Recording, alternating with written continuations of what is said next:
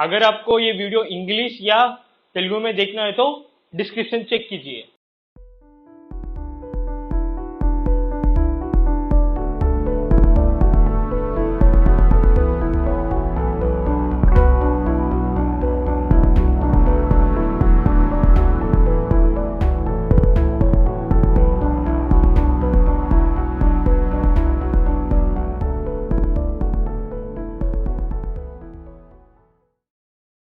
हाय दोस्तों, एस्ट्रोलॉजी के second episode में आपका स्वागत है। लास्ट एपिसोड में हमने जातक चक्र के बारे में, 12 हाउसेस ऑफ एस्ट्रोलॉजी के बारे में, जातक चक्र को कैसा पढ़ते हैं, मून साइन क्या है, सन साइन क्या है, राइजिंग साइन क्या है, ये सब हमने सीखा है। जैसे कि मैंने पहले बताया था कि हिंदू ज्योतिष्य जो है वो वेस्टर्न एस्ट्रोलॉजी का गहरा दृष्टिकोण है, जो उसके बारे में हम आज समझते हैं क्या है। पंचांगम ये हिंदू एस्ट्रोलॉजी के सबसे महत्वपूर्ण पुस्तक है।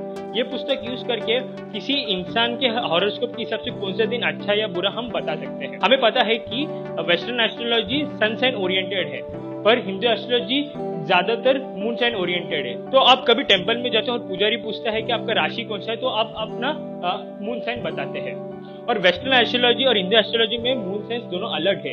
इसका एक वजह भी है। उदाहरण के लिए मैंने जैसे पहले डिस्कस किया था, किसी का जन्म अगर 5 सितंबर 2020 9:15 PM को हुआ तो उसका वेस्टर्न एस्ट्रोलॉजी के हिसाब से उसका मून साइन रहेगा मेष राशि, पर अपने हिंदू एस्ट्रोलॉजी के हिसाब से उसका मून साइन रहेगा मीन राशि। तो सही मून साइन पता रहने के लिए हमको एग्जैक्ट लोकेशंस भी पता रहना चाहिए, क्योंकि हर लैटिट्यूड लॉन्गिट्यूड में टाइम फर्क होता है। तो इसलिए आपको जन्म स्थान के वक्त उधर सनराइज कब हुआ है वो टाइम पता चला तो आपके जन्म टाइम उसके हिसाब से हम डिराइव कर सकते हैं। तो हम ये जानते हैं कि अभी हिंदू एस्ट्रोलॉजी क्यों इतना अलग है। हिंदू एस्ट्रोलॉजी को समझने के लिए हमको थोड़े बेसिक्स का जरूरत है, जैसे कि नक्षत्रास, नवग्रहास, दशास, पादास और मास तिथिस क्या है करके। अभी हम लोग नक्षत्रास के बारे में देखते हैं। हिंदू एस्ट्रोलॉजी के हिसाब से 27 नक्षत्रास है। हर एक नक्षत्र को 4 पादा में डिवाइड किया है और इन टोटल हमको 108 पादास है और 9 पादास मिला के हमको एक राशि होता है। हर एक राशि 30 डिग्री एंगल में होता है और हमारे पास 12 राशि है। हमें पता है कि सर्कल के अंदर सारे एंगल्स को सम किया तो 360 डिग्री होता है। हमें पता है कि 12 राशि है जो 30 डिग्री के अंतर में है, तो 12 × 30 360 डिग्री। हर एक नक्षत्र 13 डिग्री 20 मिनट्स के अंतर में रहता है, तो 13 डिग्री 20 मिनट्स × 27 360 डिग्री।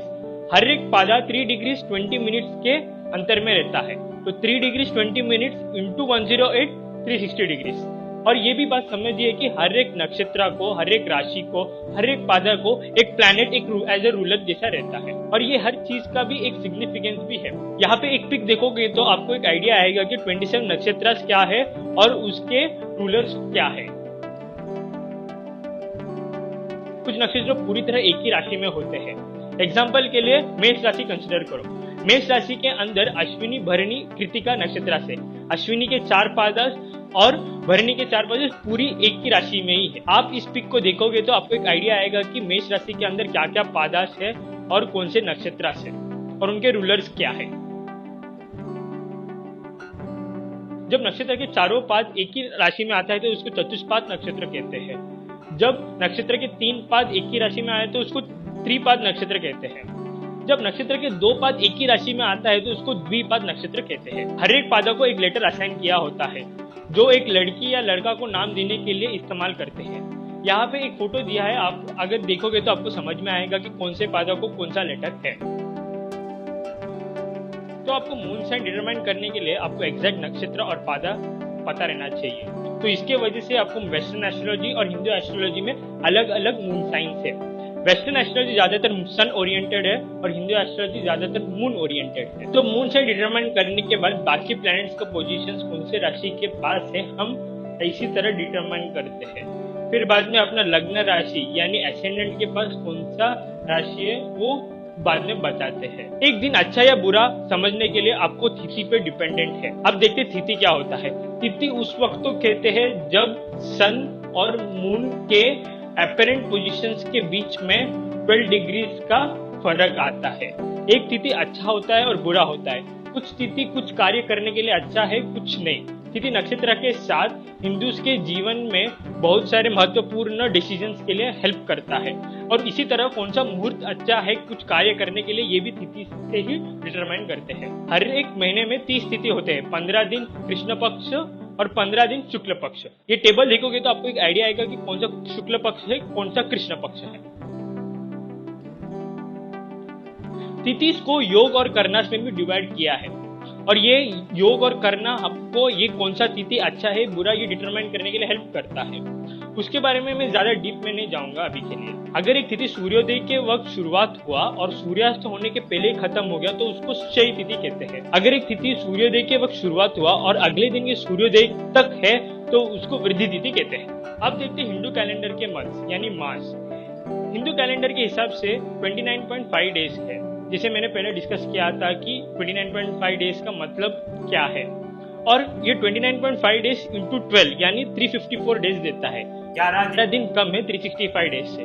तो हर 2.71 के ईयर्स के बाद एक एक्स्ट्रा मंथ ऐड होता है तो उसको अधिक मास कहते हैं। तो अधिक मास को समझने के लिए एक और तरीका है, अगर महीना चेंज हुआ और राशि चेंज नहीं हुआ तो उसे अधिक मास कहते हैं। अगर महीने में कुछ चेंज नहीं हुआ और राशि बदल गया तो उसे क्षय मास कहते हैं, जो बहुत रेयरली होता है और उसे बुरा भी माना जाता है। किसी इंसान के कुंडली में ग्रहों का पोजीशंस और उस दिन के कुंडली में ग्रहों का पोजीशन से डिटरमाइन करते हैं कि उस दिन उस इंसान के लिए अच्छा है या बुरा है। ग्रहों के पोजीशंस की वजह से, कुछ कॉस्मिक एनर्जी के वजह से आपको कुछ एस्पेक्ट्स ऑफ लाइफ में वो इफेक्ट करते हैं। हर इंसान का कुंडली अलग होता है और प्लैनेट्स के पोजीशंस भी चेंज होते रहते हैं और उसके हिसाब से उस इंसान के जीवन में बहुत सारे बदलाव आते हैं। तो बेसिकली ज्योतिषीय लोग सिर्फ एक प्रोबेबिलिटी बताते हैं कि कुछ कार्य का अच्छा या बुरा, मतलब कुछ कार्य किया तो वो कितना अच्छा है और क्या कितना बुरा है, बस इट्स जस्ट अ नंबर। ये सब मानना एक के विश्वास और उसके दृष्टिकोण पर निर्भर है। ये सब सिर्फ भविष्य के प्रेडिक्शन है, पर यही भविष्य नहीं है। जीवन को बेहतर बनाने के लिए अपने आप पे भरोसा रखना चाहिए और अपनी गट को फॉलो करके डिसीजन लेना चाहिए। जीवन में सारे मुसीबत आएंगे आगे, तो आपको उसको सिर्फ अच्छे से सोच समझ के उसको टैकल करके आगे जाना चाहिए। तो दोस्तों, अब तक ये सबसे बड़ा एपिसोड है, तो आपको इन एपिसोड से मुझे लगता है कि आपको एक आइडिया आया हुआ रहेगा कि एस्ट्रोलॉजी क्या है। तो हम अगले सूडो साइंस के एपिसोड में मिलते हैं नए साइफर टॉपिक के साथ। तब तक अलविदा।